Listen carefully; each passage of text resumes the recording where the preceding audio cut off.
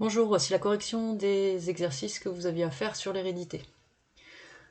Donc l'exercice 1 concernait deux variétés d'hibiscus de lignée pure, différents par plusieurs caractères. Les hybrides de F1 croisés entre eux fournissent en F2 la descendance suivante. Donc on a différentes plantes, soit corolle ouverte ou fermée, soit rouge, rose ou blanche. Donc je vous demandais dans un premier temps d'identifier les allèles pour chacun des gènes concernés et les allèles dominants et récessifs. Donc, concernant le gène, on a le gène forme de la corolle avec les allèles ouverts et allèles fermés. Ouvert, il est dominant parce qu'on voit bien qu'on a 328 individus sur 435 au total qui ont la corolle ouverte. Donc, on peut le noter O majuscule. Et donc, l'allèle fermé est récessif, F minuscule. Ensuite, on a le gène couleur de la corolle avec les allèles rouges et allèles blancs. Donc tous les deux sont dominants car il existe un phénotype intermédiaire qui est rose.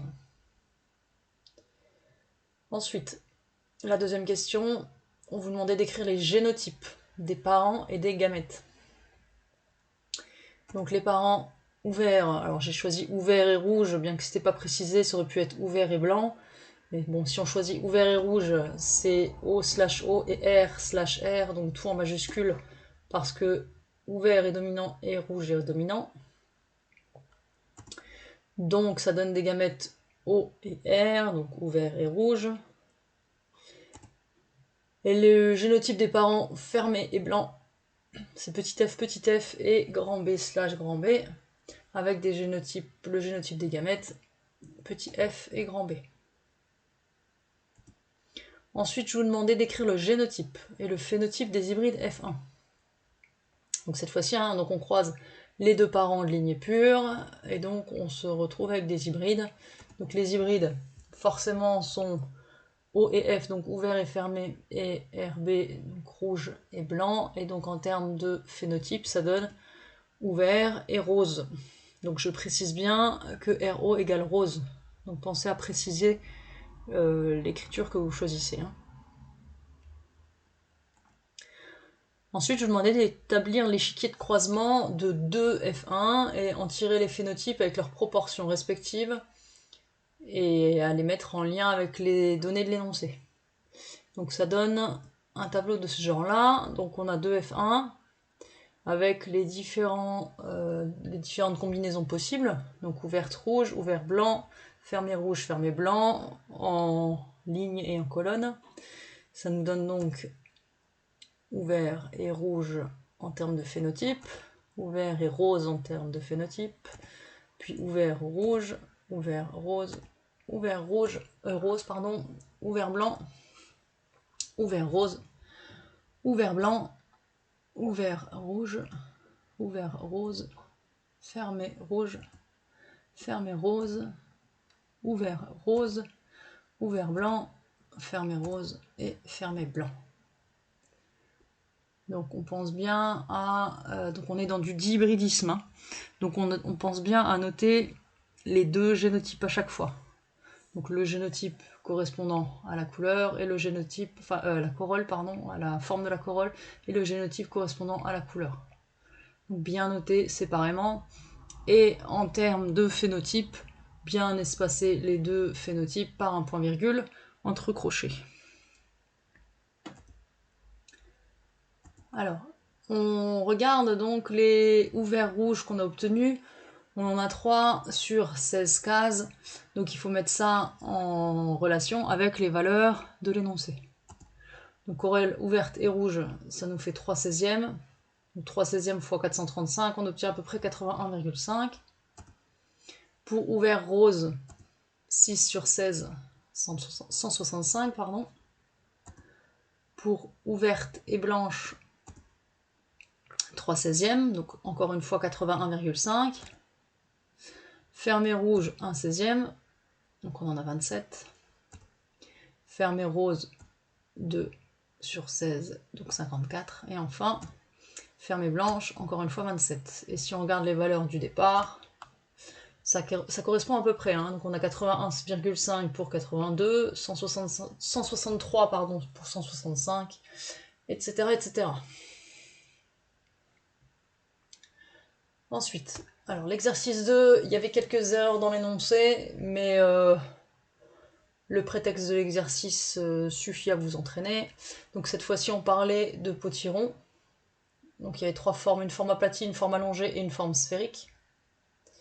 Donc on vous dit qu'on croise une variété dont les fruits ont une forme aplatie avec une variété dont la forme est allongée.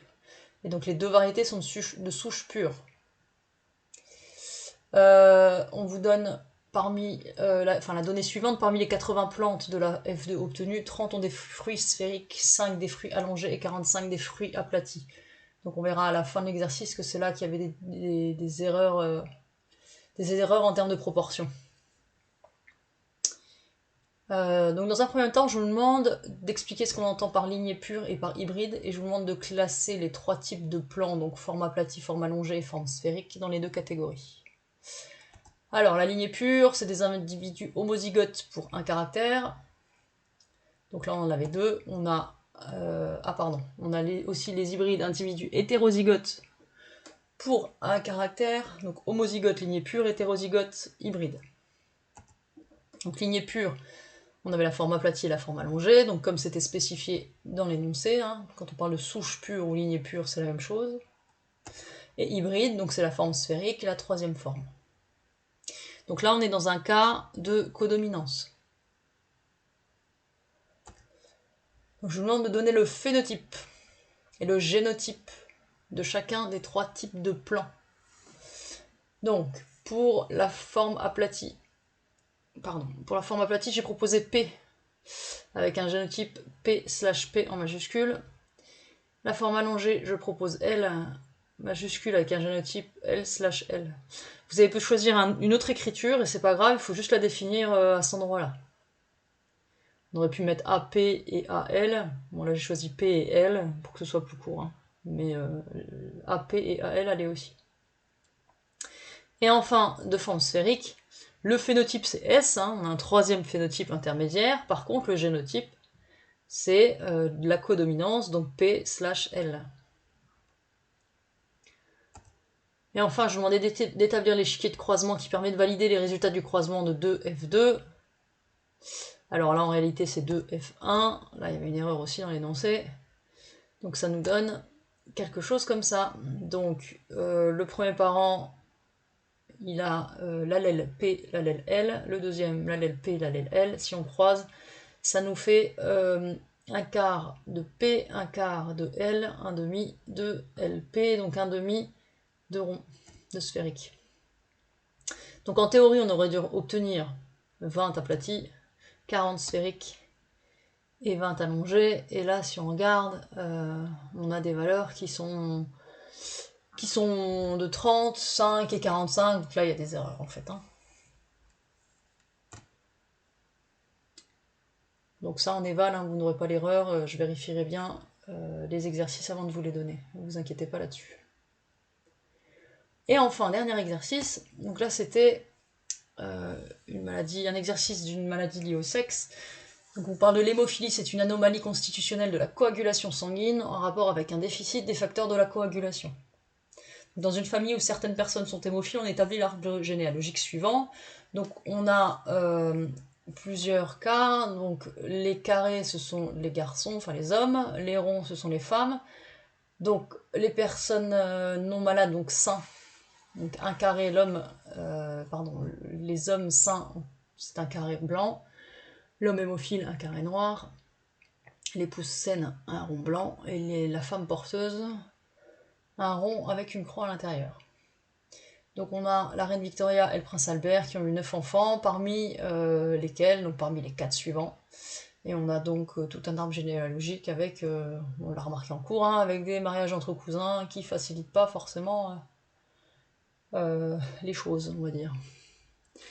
Bref, première question, expliquez pourquoi l'allèle responsable de l'hémophilie est situé sur un chromosome sexuel. Donc là, la réponse que j'attends, c'est tout simplement car seuls les hommes sont malades dans cet arbre généalogique.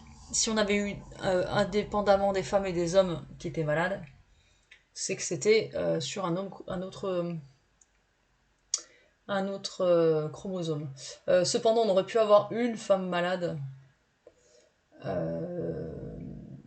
Une femme malade si, par exemple ici, si par exemple la princesse Hélène de Waldeck avait eu l'allèle, donc si elle était porteuse de l'allèle, ils auraient pu avoir une femme malade. Cependant, c'est relativement, enfin on aurait pu le voir, ça aurait été relativement rare, on aurait peut-être eu juste une femme malade. On aurait eu quand même une majorité d'hommes. Et dans ce cas-là, on aurait pu dire, hein, seuls les hommes sont malades, à l'exception d'une femme par exemple. La question 2, je vous demandais de démontrer que l'allèle responsable de la maladie est situé sur le chromosome X. Alors, il est situé sur le chromosome X car les femmes sont porteuses.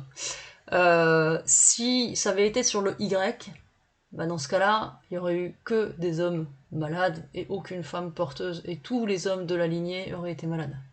Parce que le Y se transmet d'homme en homme, donc c'est pour ça que c'est uniquement sur le X, parce que les femmes sont porteuses également, en plus des hommes qui peuvent être malades. Donc, je vous demandais ensuite de déterminer le génotype des individus 1, 1, 1, 2, 2, 2, 2, 3, 3, 2 et 3, 3. Il n'y a pas de grande difficulté là normalement. Donc 1, 1, c'est la reine Victoria, elle est porteuse, donc XXM. 1, 2, le prince Albert, il est sain XY. Ensuite, 2, 2, Frédéric 3 XY, hein, il est sain. Ensuite, 2, 3, Alice, elle est porteuse, donc XXM.